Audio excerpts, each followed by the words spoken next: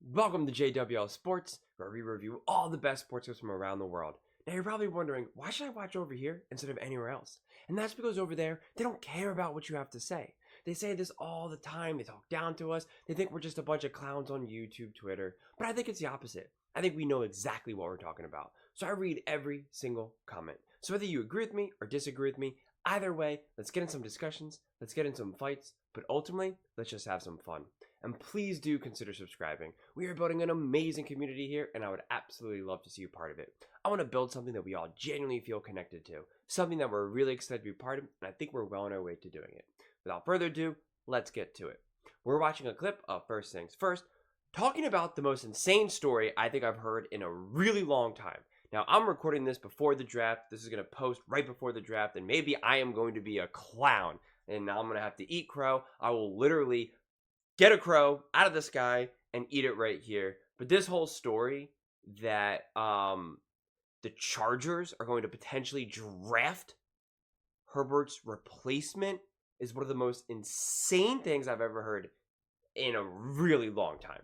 Because Justin Herbert is not only an unbelievable quarterback, but to think that these other quarterbacks are better than him is just insane. I can see the Caleb argument, right? And especially the Caleb's potential. But anyone else better than Justin Herbert is comically, hilariously absurd. I feel like Nick may add some credence to this, but I know Mangini is going to be like, that's absurd. And same thing with Brusso. Let's see what they have to say. Maybe they'll surprise us, but I really can't get over this. Show some odd movement out of Vegas and LA that saw the Chargers' chances of drafting a quarterback go from 100 to 1 to 6 to 1. Nick, what do you make of this shift? And do we really think the Chargers are drafting Herbert's replacement? Okay, Coach Mangini here, by the way. Hi, Coach. All right, so let me kind of be the, on-site gambling expert / degenerate and explain what's going on here. So, Perfect role. A couple things. One is, clearly there was some real money placed at 100 to 1, and so they wanted to lower the odds to lower your exposure. But then the money kept coming in, so why would the money come in? There is a scenario that exists where the Chargers are sitting at 5, and for instance, the Broncos want to trade up from 12, and the Vikings want to trade up for 11. They're going back and forth, getting the best bids, and the clock is ticking. They're like, you know what? This is going to keep going up, and they draft him only to then trade him a half hour later. Like that. So that's why I think the odds drop from 100 to 1 down to where they are now to protect themselves from it.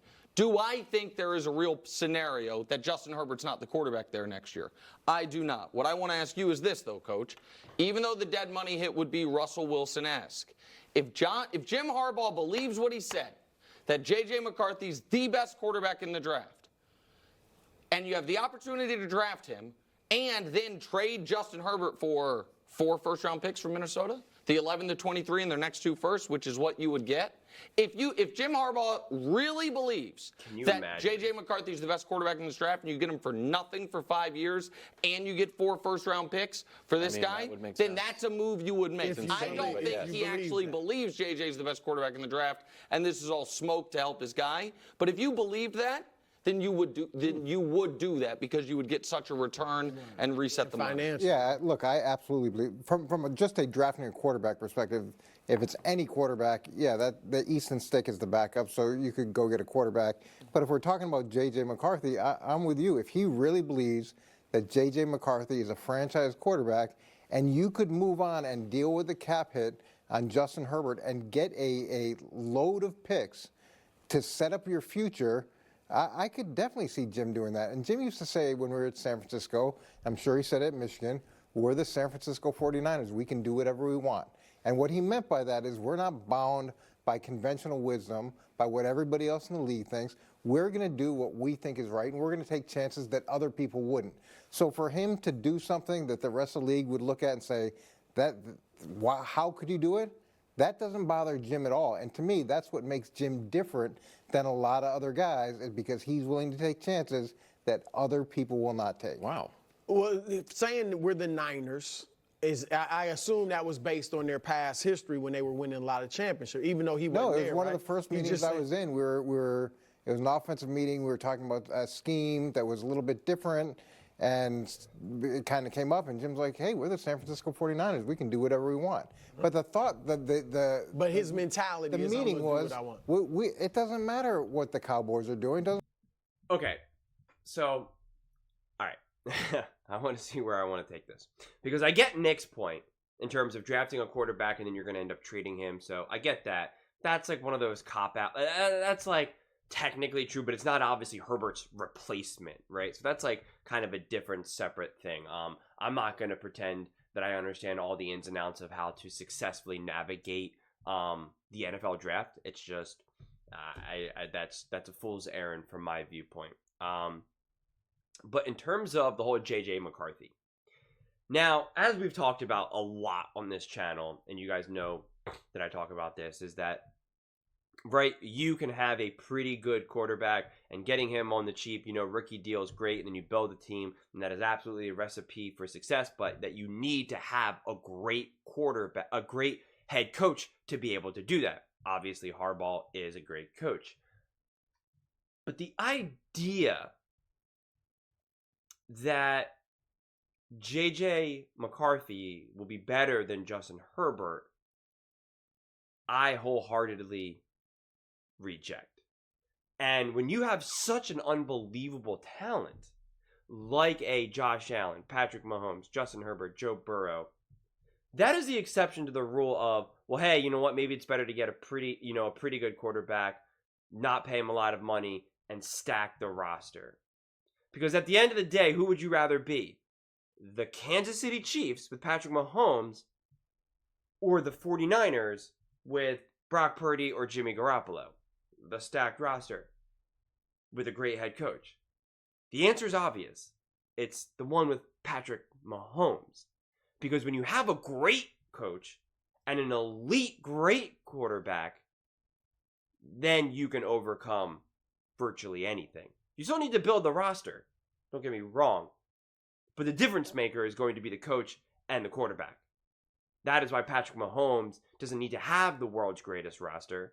And you can have an unbelievable stacked roster and still not win a Super Bowl. You can be highly competitive. And the 49ers probably would have beat a lot of other teams that did not have Patrick Mahomes. And again, if Brock Purdy was just 10% better, and I'm not saying that Brock Purdy was the reason why they didn't win the Super Bowl. He played fine. He played good. He played a very solid game. I already laid out all the reasons why the 49ers didn't win, and Brock Purdy was not one of them.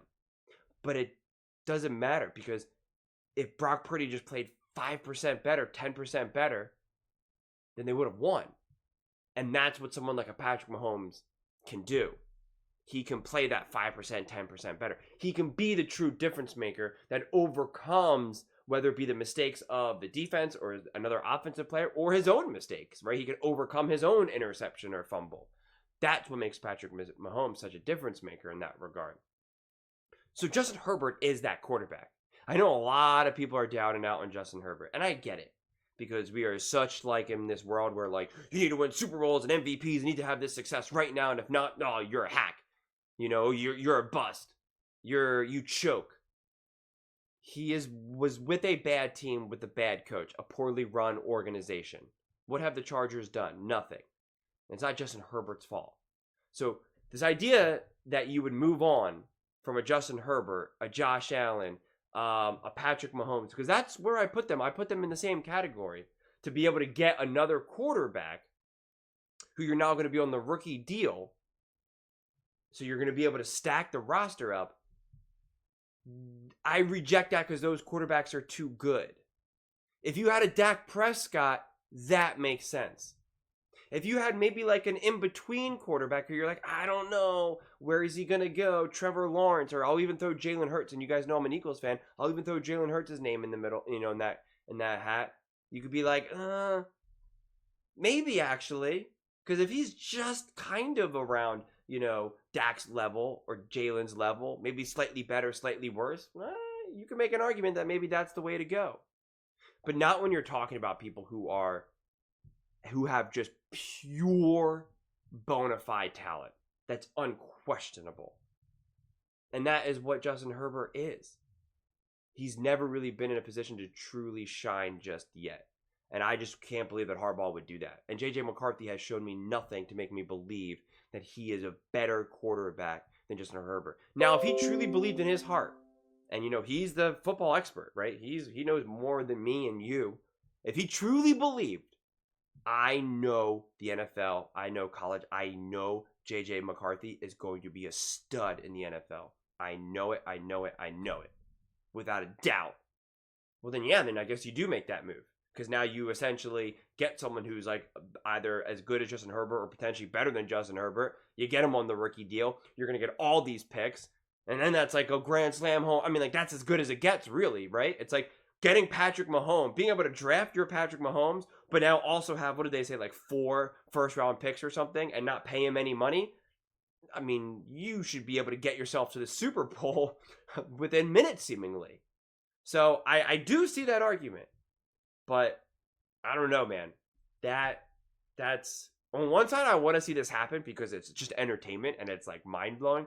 On the other side, I'm like, how could they do that? That's insane. So I don't know. But those are just my thoughts. I would absolutely love to hear yours. What do you think the chances are that LA drafts Herbert's replacement? Let me know in the comments below. Whether you agree with me or disagree with me, as I said, I read every single comment. So let's get in some discussions. Let's get in some fights. But ultimately, let's just have some fun. And please do not forget to subscribe. We are building an amazing community here, and I truly, truly would love to see you part of it. Please don't forget to give this video a thumbs up, as it really does help with the visibility and the algorithm. Thank you so much, and see you next time.